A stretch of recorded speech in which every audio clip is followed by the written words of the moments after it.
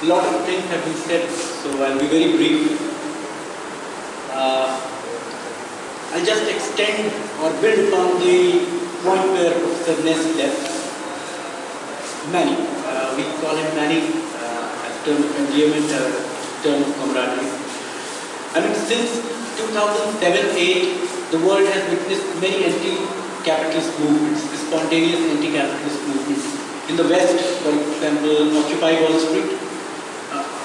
It was not a working class movement per se, and many observers have alluded to the fact that it was more a movement of the possessing classes threatened with dispossession, rather than a movement of dispossessed classes.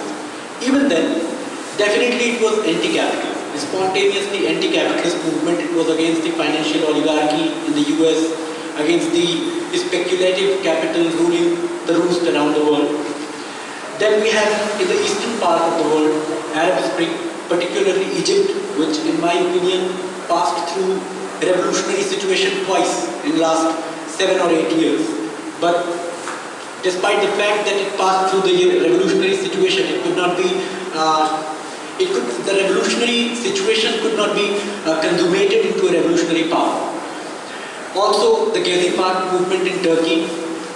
Apart from these anti-capitalist spontaneous movements, we have seen rising militancy among the working classes, especially in the third world. Here in India also, if we start the history of recent working class movements in India, I think it should start with the privatization of Maruti Suzuki in the new at the turn of the century, and there was a movement to stall that privatization. ATEC was the leading force at that time, 2000-2001. I was a graduate student in Ramjas College, and I used to go to Udyog Bhavan where the dharna was being staged during that time. And from that time on, if we look at the Honda workers movement in 2005-2006, then I call it Rico upsurge because it was basically a citywide upsurge of working class movement, which actually started with the shooting of a worker by security guards in 2008-9. And then recently the Maruti Suzuki workers movement. And we have seen the rising militancy of the working class movement in not only in the automobile sector, in Tirupur, Yanam, Wazirpur in Delhi. Anganwadi workers recently protested, led a movement, actually organized a very successful strike a few months back. 2 years back, there was a successful strike of steel workers in Wazirpur, Delhi. So this is very discernible to any student of social science, any activist, any teacher, that the militancy of the working class is rising. And in the vein of Lenin, when Russia was witnessing a fresh wave of strikes in the 1890s and early first years of the 20th century, Lenin said that as a communist, as social democrats, as they were termed at the turn of the century, as revolutionary social democrats, we should welcome these spontaneous mass movements. But we should not stop at the celebration of this spontaneity, and we should move beyond from the celebration of this spontaneous mass movements and workers' movements. Today also, I think it's very necessary to move beyond the reification of working class spontaneity and an uncritical celebration of working class spontaneity. And to support my proposition, rather than beginning from the point that we need a vanguard party of the working class, I would start from the Coulanza's analysis of the need of a vanguard for the bourgeoisie. Even bourgeoisie needs a vanguard to take power and to rule. Any class needs a vanguard. The vanguard can take the party form, vanguard may not take the party form. For example, even during the period of slave revolts or peasant rebellions, there was a section of these revolting classes, these rebelling classes, which played the role of vanguard and leadership. Even during the, say, peasant war of Germany in the 16th century, 15th century, 16th century, or maybe the Taiping rebellion in China in mid-19th century, there was a leadership, there was a vanguard. It didn't take the political form of party. But as soon as the humanity develops from one stage to another stage, this march of progress, which can be questioned by postmodernist and post-colonial theorists, that is there any march of progress actually? But I believe that there is a march of progress. We are definitely ahead of the time as compared to the primitive communist period or slave revolts or Greco-Roman antiquity. But anyhow, we can metaphorize this entire march also with the march from spontaneity to consciousness. And as humanity developed from primitive forms of social formations to higher stages of social development, the political forms also became more concrete, more clear. And this leadership began to take the political form of party since the bourgeois revolutions. The first bourgeois revolutions actually took the form of party. The Jacobins, for example, during the French Revolution, or during the Oliver Cromwell's glorious revolution, those were the sproutings, embryonic beginnings of party form. And as we moved ahead from that period, the party form historically assumed new forms, new, more concrete, more ideologically sound forms. So Poulanza says that bourgeoisie also needs a vanguard in the form of state, in the form of its political parties.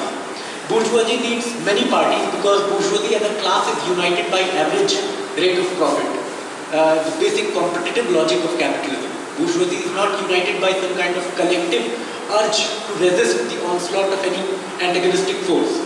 So bourgeoisie actually unites through average rate of profit, and that's why bourgeoisie cannot be represented by one party. There can be exceptional periods when bourgeoisie has only one party or two parties, but generally bourgeoisie needs many parties because bourgeois rule signifies a rule of a minority over majority. And when minority rules majority, it needs many masses. One mass becomes saturated after a period of time. So in every country, we have this cycle of one bourgeois party replacing the other bourgeois party in the electoral process. It's part of basic bourgeois hegemonic mechanism. Without that, the rule of bourgeoisie cannot function. And that is why Bonapartism or military junta or any kind of modus vivendi of state, which is not characterized by liberal bourgeois democracy, cannot be the lasting form of bourgeois. It can exist as an interregnum, as a brief interregnum in the entire historical period of bourgeois. It cannot become the norm. So the best suited, I would say, modus vivendi of bourgeois is actually liberal bourgeois democracy. It's much more hegemonic. It's much more well designed to regulate the militancy of the working class, the revolutionary movement of the working class. Anyhow, the basic role of bourgeois party and the bourgeois state, according to French-Greek Marxist, Althusserian Marxist Nikos Poulantzas, is to organize the collective class interests of the bourgeoisie on the one hand, and disorganize the working class by reproducing a bourgeois subject. So, I won't go into this terminology, but Nikos Poulantzas is bang on target as far as the role of bourgeois vanguard is concerned.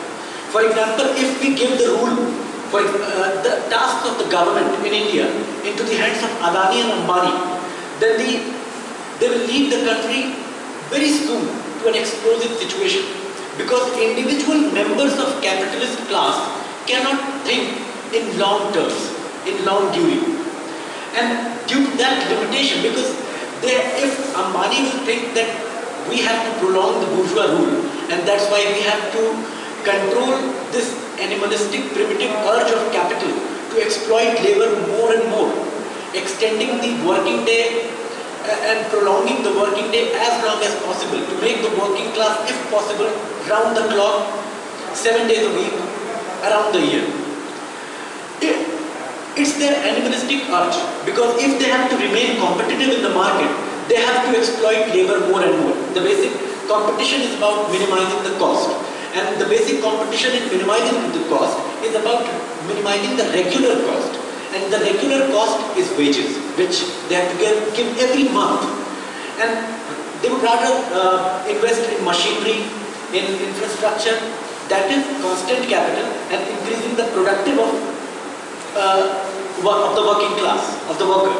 But they would prefer minimizing their investment on wages, the amount of money that they give to workers as salary every month. So if the bourgeois rule is left at the mercy of these individual members of capitalist class, the capitalist rule becomes very fragile. The situation will become explosive very soon. So sometimes the vanguard of the bourgeoisie, the state and their different political parties act against the will of particular members of the capitalist class. For example, when UPA 1 implemented many, at least ostensibly welfareist policies like Manrega, National Rural Employment Guarantee Act, or Right to Information Act, it was not precisely following the will of the individual members of the bourgeoisie. The corporate houses of India were actually against this welfareist expenditure, which actually doesn't do anything, but even then they were against this. But still, the bourgeoisie, the state, the government, which acts as the managing committee of the bourgeois class, acted against the will of the corporate houses and actually passed these laws. Why? This is where we find the crux of the matter, the role of the vanguard, the role of the leadership that every class requires if it wants to take power, if it wants to sustain power, if it wants to rule, if it wants to prolong and perpetuate its rule. And the same goes for proletariat also. The question is why? Because any class is not homogeneous or monolithic in its structure, economic, political as well as ideological. There are internal fissures within the class. And as long as there is class society, as long as there is a gap between mental and manual labor, as long as there is a gap between town and country, as long as there is a gap between man and women, between industry and agriculture, these internal fissures within the class will exist. And if these internal fissures within the class, the gap between the skilled and unskilled, for example, within the proletariat, which is called sectional divide of the working class in the regular terminology of the left movement. We actually saw this recently when the Maruti workers were given a big raise recently. I don't think even 1 year before or a few months before. A few months before, the Maruti permanent workers in Maruti were given, considerable increment in their salaries, and the permanent workers are actually now getting around 48 to 50,000 rupees in Maruti Suzuki Manesar factory. When the contract workers, the next day, when this settlement was made, next day they sat in a sit-in dharna at the gate of factory, Maruti Suzuki factory, and they appealed the permanent workers union to extend their support to the demands of the contract workers. They refused. The permanent workers refused to extend support to the struggle of contract workers flatly. And this sectional divide, and we are talking about only one divide. There are many divides with the occupational narrow-mindedness within the working class, the tendency of considering one factory owner as its enemy rather than the class of factory owners, the capitalist class, this occupational narrow-mindedness, the tendency to incline towards economism and trade unionism. All these ideological, political and economic fissures within the class lead to this need of a vanguard, of an advanced detachment of proletariat. And many people now, it has become a vogue, it's very much in vogue today, to neglect, to refute, to ignore the need for a vanguard party of the working class. Till the early 1990s, this refutation was coming from the right corners, the right-wing corners. People like Francis Fukuyama, people like Daniel Bell, people like subaltern studies, the proponents of subaltern studies, specifically after 1986, when the subaltern studies took this linguistic turn, this Saidian turn. Before that, it was still broadly within the framework of Marxist historiography. But after 1986, it took a clear-cut postmodern, post-colonial turn, when Gayatri Chakravarti Spivak wrote the editorial of the 6th volume of Subaltern Studies, Can the Subaltern Speak? After that, these subaltern historians also attacked the very notion of state, the very notion of proletarian dictatorship, the very notion of party that is collectively we can call the revolutionary core of Marxist science. And now this attack is not coming from the right wing, because the right wing attacks have been discredited. By the end of the 1990s, most of the academia in Indian university, especially after the crisis of Asian Tigers in 1997-1998, this hysteric caterwaul about the ultimate victory of capitalism, ultimate victory of bourgeoisie was falling silent, because it was very much discernible that the global capitalism is much more fragile than ever. Even a single speculator like George Soros can bring about a global slowdown. It was very much apparent to even layman observers that global capitalism is only relying on military might. Its economic fragility has passed any bounds. Historically, it's much more fragile than ever in the history of capitalism. So these right-wing attacks fell silent. Now what the bourgeoisie did was penetrate the left ideology with right-wing tendencies in the form of post-Marxism, in the form of autonomism, in the form of Trantist-Operaismo, in the form of various autonomist and anarcho-syndicalist trends, workerist trends, which began to argue, for example, Ellen Badiou, he says that the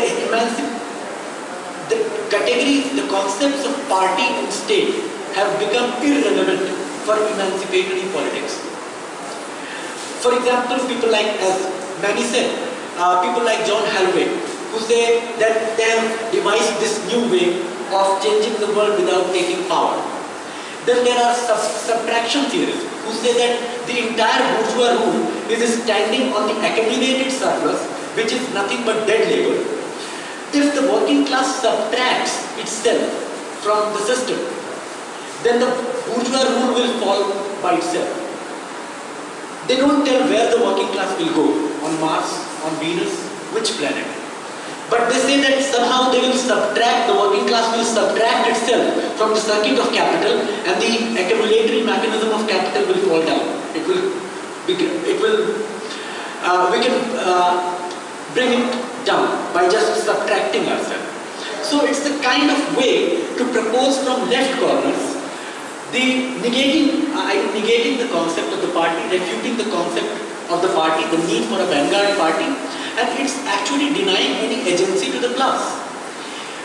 Now some people say that in 20th century, what the party did, the party actually substituted the class in the Soviet Union, the Central Committee substituted the party, the Politburo substituted the Central Committee, and the General Secretary, in the figure of Stalin, substituted the Politburo. So ultimately, what was supposed to be dictatorship of a class became dictatorship of a party, or even dictatorship of a person, of an evil figure, a demonic figure of Stalin. Now, this is complete travesty of Marxist analysis. Not even Marxist analysis, it's a complete travesty of any kind of materialist analysis, because any party or any individual is not autonomous. He knowingly or unknowingly, advertently or inadvertently, intentionally or unintentionally, he represents some class, this class or that class, the ideology or politics of some class. Now, if it became the rule of the party in Soviet Union, we also need to answer which class this party was representing. Was it bourgeoisie? No, it expropriated the bourgeoisie by 1930. Complete expropriation of the bourgeoisie, complete abolition of legal and juridical abolition of the private property, at least the transformation of property relations, if not production relations. And property relations, the ownership relations is one of the most important dimension of production relations. Then it is followed by labor relations also, and relations of distribution. So, but the Bolshevik party succeeded in transforming the most important, the key link in the production relation, that is property relation. Private property was done away with. So if it expropriated bourgeoisie, it definitely was not representing bourgeoisie. Then who was it representing? The peasantry? No. The bourgeoisie? No. What remains? It was representing the proletariat. But obviously, there is a gap between the leader and the led within the class society. And socialism was still a class society. Bourgeoisie lost power, but it was not finished. It was trying to regain its lost paradise for a long time to come, and it actually did in 1956 with the 20th Congress of the Bolshevik Party. So the need to understand the ongoing class struggle during the socialist transition is very important. And precisely due to the inability to understand the